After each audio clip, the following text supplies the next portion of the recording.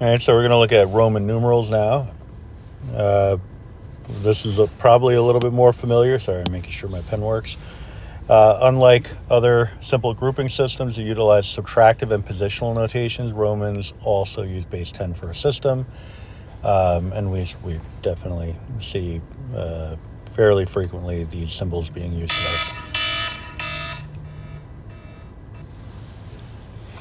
All right, so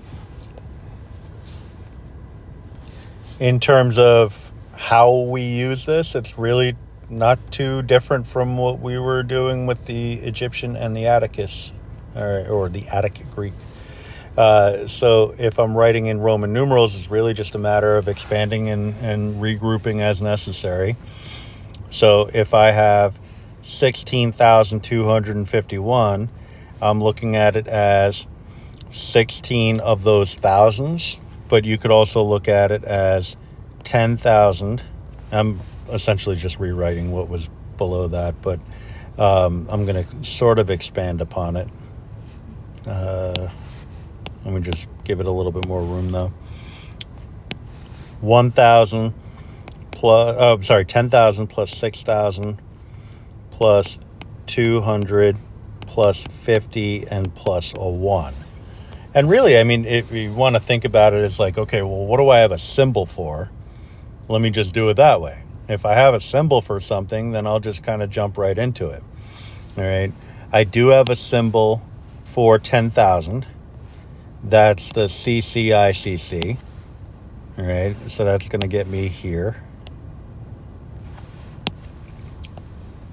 6,000, I don't have a direct symbol for, but what I can do is break it up into the sum of 5,000 and 1,000, each of which I do have symbols for.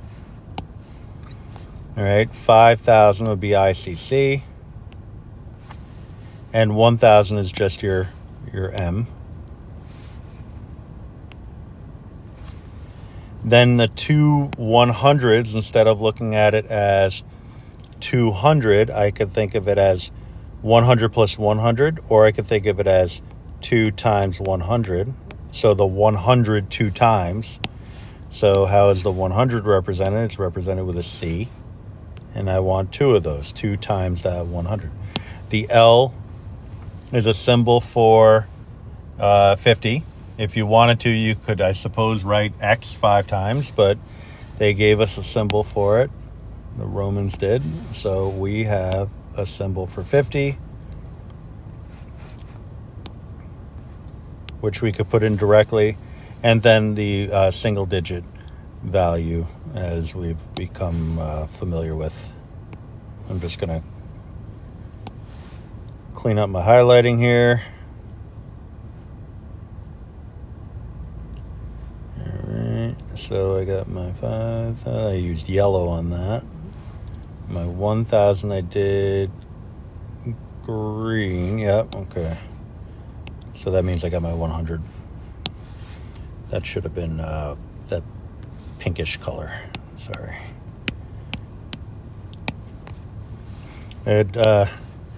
Color coding doesn't really serve much of a purpose unless you're consistent with the colors selected and how they're applied. Yeah, so the same idea for number 2, 72,608. Right, so that's 70,000. Just looking at my options here, I have, instead of 70,000, I'll say 50,000 plus, I don't have a 20,000, but I do have 2. I could do 2 of the 10,000s. Same idea with 2,000. That's 2 of the 1,000s. 600, we can go a couple of different directions there.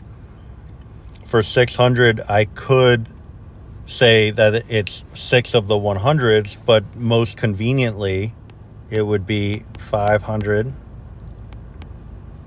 and another 100. And then for the 8, I could look at that as 5 plus 3.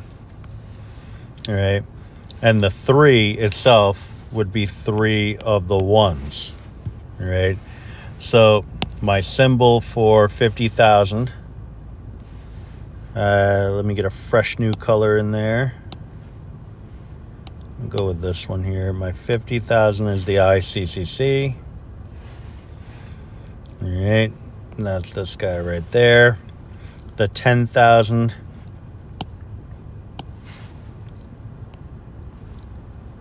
that's the CCICC. I need 2 of those. My 1,000 is the M. I need 2 of those. So for the 500, 500 is a D. All right, I haven't highlighted that yet. So let me get that into the party here. The 500 is a D. I don't have any explanation for why I put an extra 0 here. It should not have been that way. I take full responsibility. In terms of the color, that would be this one. Then I have my 5, which would be the V, and then 3 of the 1s. All right. All right, so for example 3, I'm just going to bring in this table again, just to have it, just kind of tuck it down in the corner. We're translating, and really it is just a matter of matching it up, right? So if I know 10,000 is the CC, oh, I don't need that, CCICC, so anytime I see one of those, 1, 2, 3 of those, that's where I get this 3, and we know it's valued at 10,000, so 3 times the 10,000. ICC is 5,000, right? So that's where this 5,000 is coming from. The 1,000 is the M.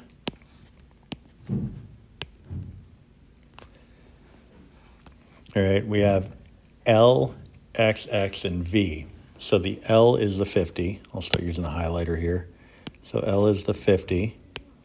Then we have 2 of the 10s and 1 of the 5s. All right, so from there, it's just a matter of simplifying. 3 times 10,000 is 30,000, plus the 5,000, the 1,000, 50, 20, and 10. And that gets us up to 36,075. All right, so same idea for the next one, ICCC. All right, that's going to be worth 50,000. You can see that in the table. The M is 1,000. The DC, right? So it's not really DC, but it's D and C adjacent to one another. So the D is worth 500.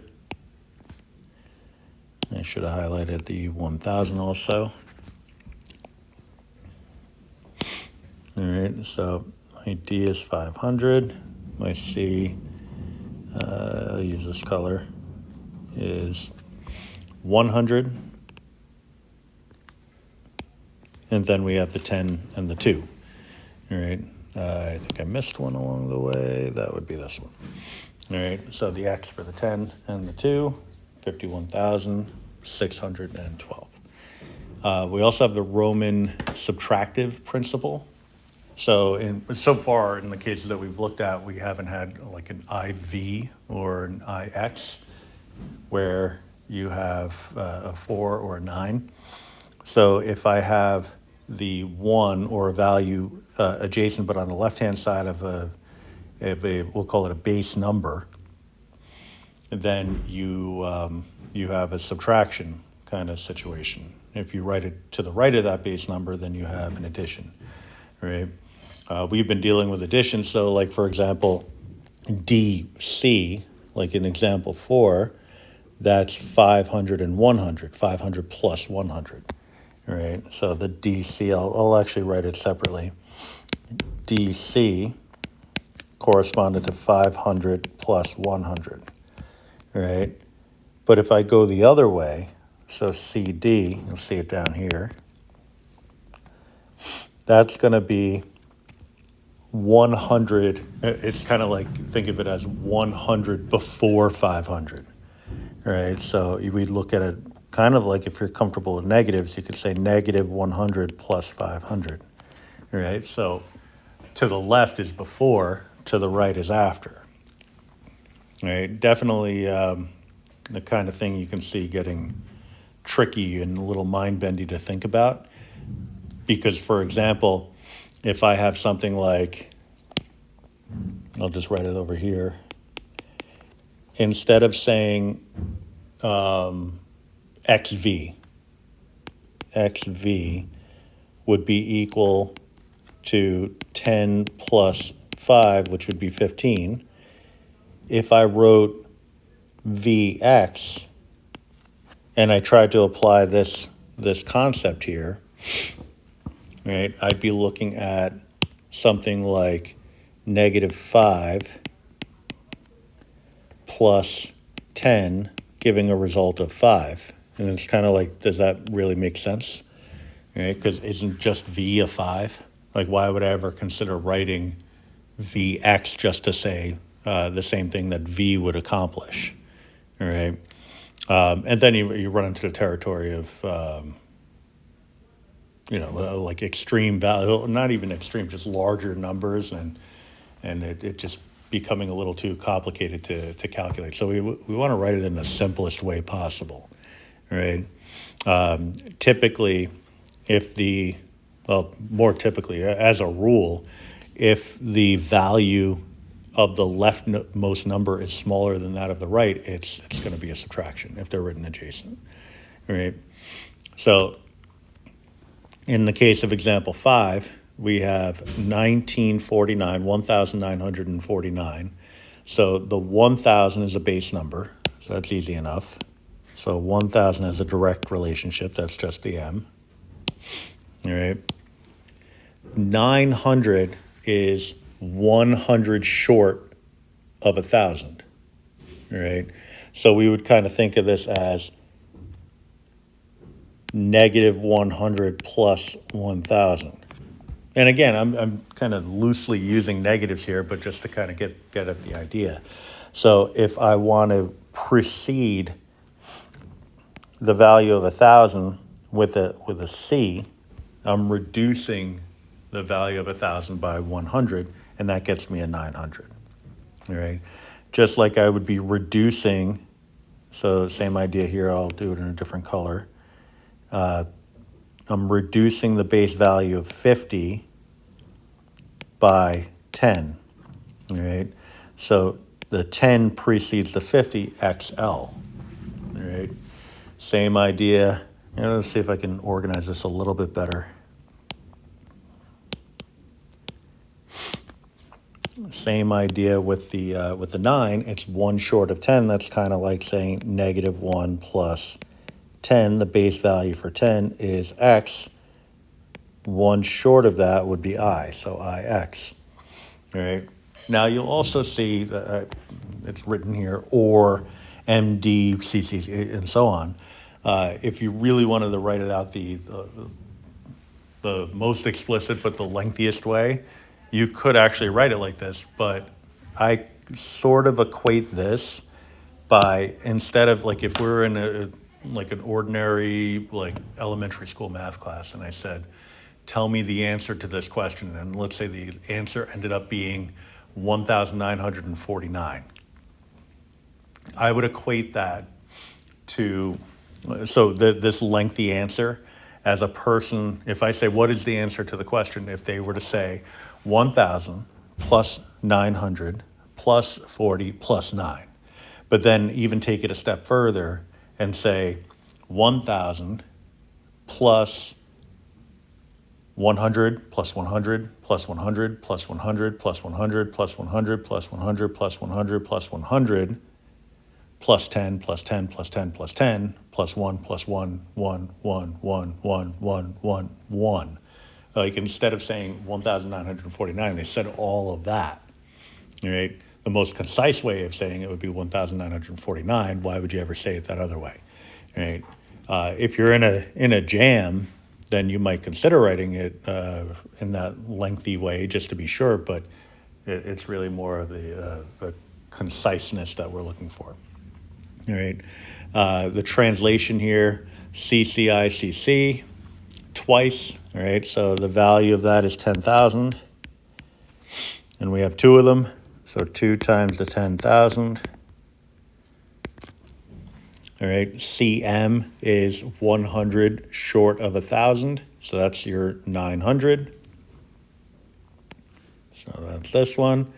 This is saying 10 short of 100. And the last one is just a 7. All right, so going the other way, again, as long as you know the table translations, you should be fine. Let's see if I could paste that in still. Okay, good. All right. The ones that people are most familiar with, 1, 5, 10, 50, 100, 500, and 1,000.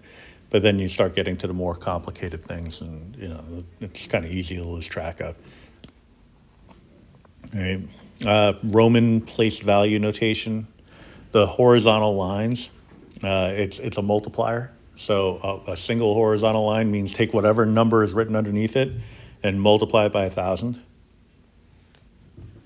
Right? If there's 2 horizontal lines, it means take whatever number is underneath it and multiply it by 1,000 twice. If you multiply it by 1,000 and then 1,000 again, the result is the same as if you were to multiply by 1,000,000. All right. So that gives us a kind of a nicer, even simpler way of writing it. Right. So the 26,501. All right. I can look at that.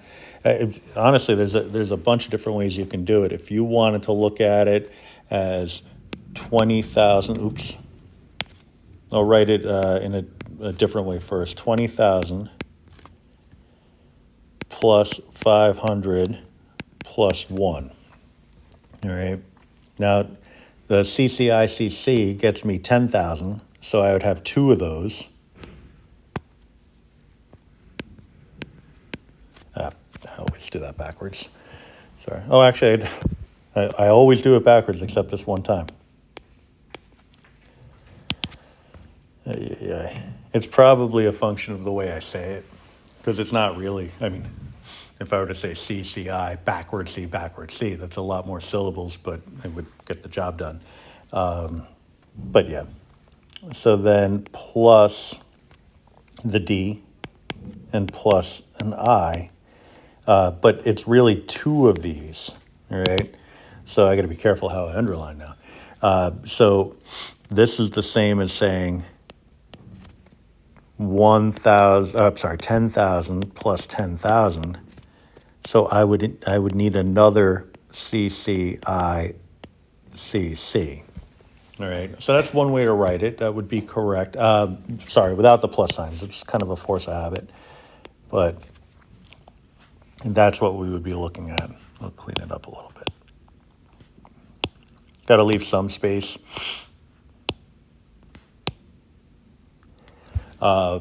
So yeah, I could do it that way. The other way to do it, it would be to look at it as a product of values. So again, if we're multiplying by 1,000, what I can say instead is that the 26,000, so I'll write or here, is really the same as saying 26 times 1,000. All right.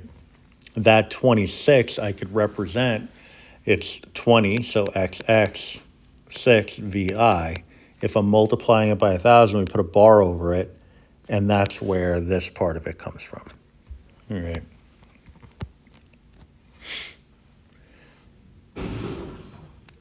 So that's really all there is to it. It's just a different way of writing it. It involved writing less characters, which is a good thing. But yeah. For number 9, it's in the millions. There's a little hint there, but let me just write it separately. Actually, this one I can go off of what was written there. So we have the 72 million. If I know that 1,000 is a single bar and 1 million is 2 bars, then this is really saying, I'll write it in kind of a shorthand, 72 with 2 bars over it. So it's really just a matter of representing 72, all right? So 72 would be 50 plus 20 plus 2. All right, L for the 50, 2 X's for the 20, and 2 I's for the 2. All right, this one here would be 487 with a single bar over it because it's multiplied by 1,000. So it would be just a matter of coming up with the representation of 487. So 487 is 400 plus 80 plus 7. Now the 400, I could write it, if I wanted to, I could do 4 C's. But if I look at it as 100 short of 500 is D, so 100 short of that, that gets me a CD. All right, 80 is a little bit of a different story. All right, because if it were 90, I could say, like 10 short of 100 XC, but it's 80, so I'd have to look at it the other way and say that I'm starting off the nearest base number I have to that would be 50. So that would be 50 plus 30, which is going to be L for the 50, and then 3 X's to give me 30 more. Right? And then for the 7, I'll make a little note here. The 7 is just VII. So all of that together gives me this expression. All right. Then 900 is 100 short of 1,000. So my base number for 1,000 is M. 100 short of that, right? C is 100, so CM. Then, so that gets me, I should highlight a little bit here. So that gets me this part. All of this stuff together.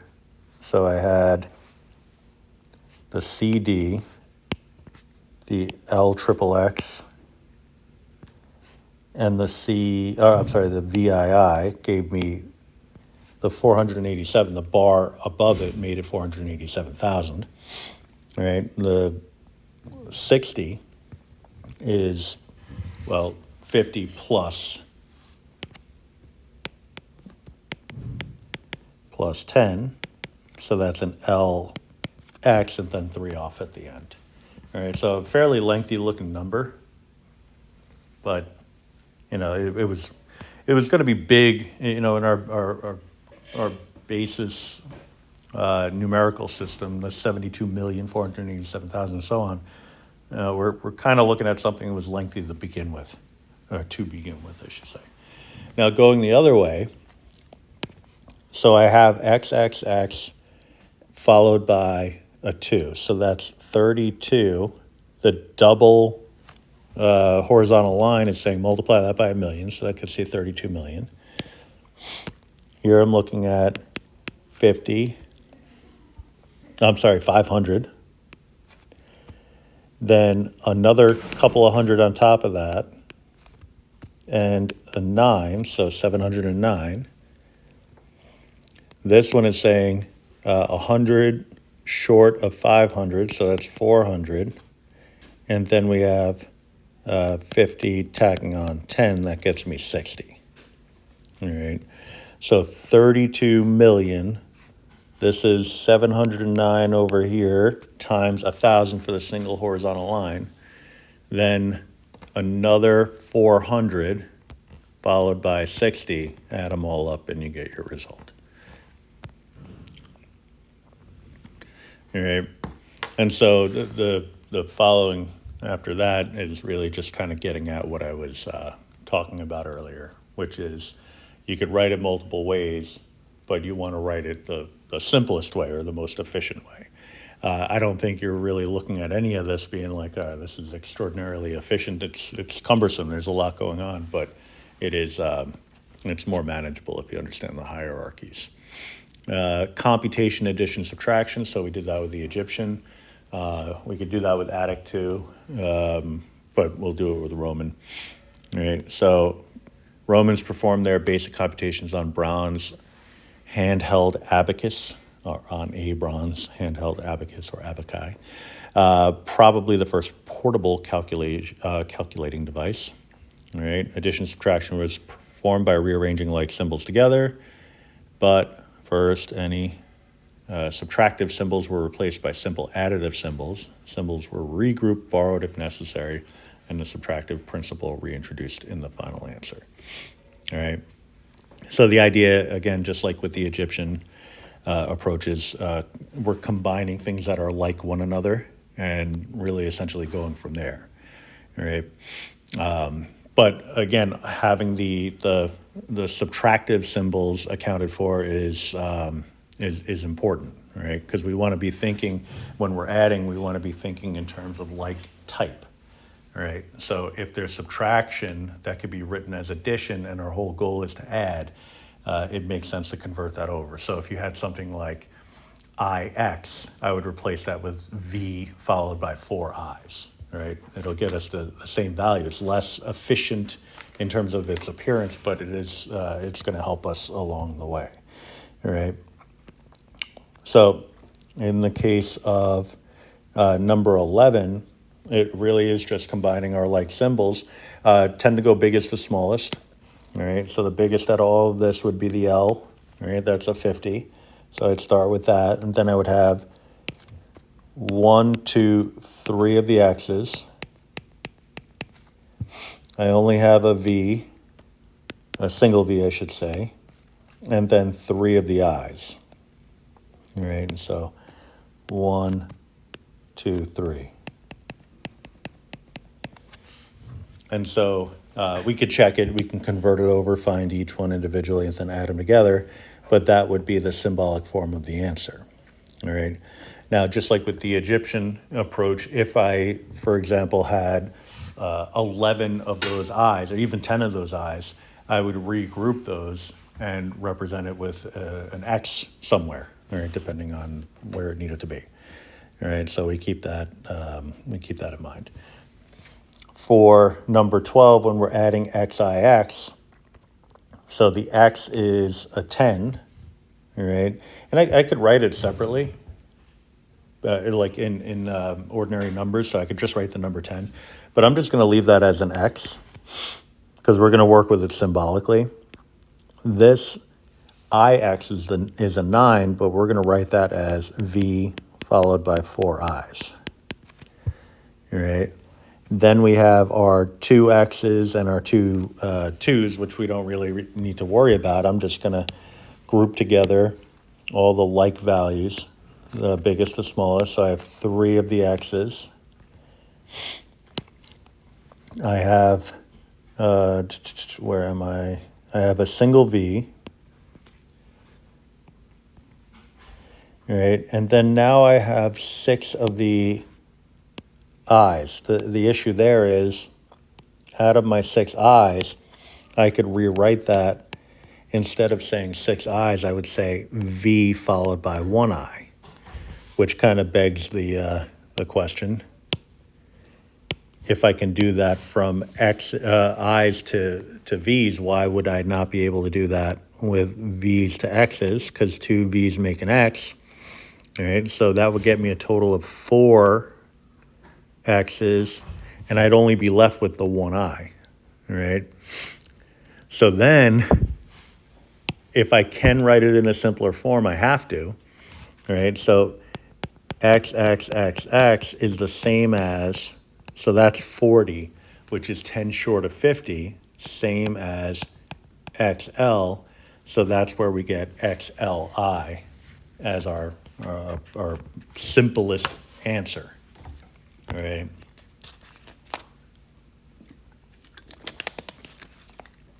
So, I haven't really talked much about assessments, but on a quiz or an exam, it's not unheard of to have a multiple choice question that says which of the following is not equivalent to, and then we, like I give you a couple of answers that I know are right, and, check all that apply, the ones that are not equivalent. All right, so that's the kind of thing we got to be mindful of. For subtraction, we cross off similar symbols. Borrow if you need to. We've done that. All right, the first example is pretty clearly solved out with the strike throughs and everything. So I'll skip right over that one because really all you're doing is just wiping out the two twos. So I guess I'm not really skipping over it, but I'll say these two are canceling out with those two, and we're just left with this. All right, but if you have to do some regrouping, then it's a little bit of a different story. All right, so what we want to do is we want to write it in the non-subtractive way, right? So CX, so we're looking at 100, that's bigger than 1010, and then we have a 9 here, all right? So that 9 could be written as VI. I think I got the right number of I's there. I'll write it though. So CXX V1, 2, 3, 4 I's. So we're wiping out 3 from here, 3 from there. Do a little strike through if you want. All right. The XL, you could look at that as, again, we want to write it non-subtractive. I could look at the X, for example, and say, okay, well, I'll just cancel out one of the X's. But this XL is really saying 10 short of 50. So I could write that instead of XL as XXXX. The problem I'm running into here is that I want to withdraw really a certain amount of X's, but I don't have enough to pull from, all right? So I can borrow from my C, so my C here, which is worth 10 of those X's, so I can do 1, 2, 3, 4, 5, 6, 7, 8, 9, 10, and that'll allow me to wipe out what I need to wipe out.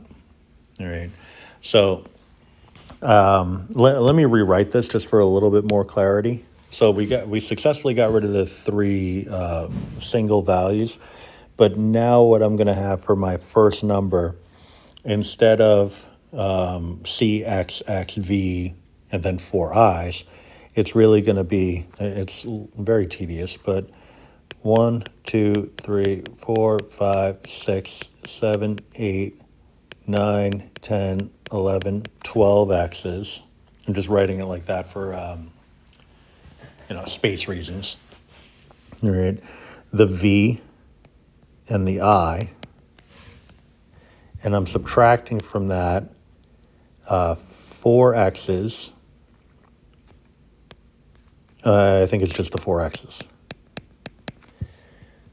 All right. So that's going to allow me to wipe out 4 of these with 1, 2, 3, 4 of those. So I'm really just left with, I think, 8.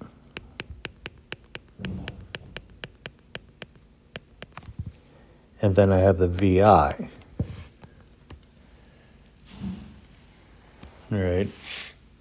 So it's really just a question of, all right, well, what's the most efficient way of writing that? If I have 8 X's, I could look at that and say, well, if I take 1, 2, 3, 4, 5 of them, that would become an L. Then I'd have my 3 X's.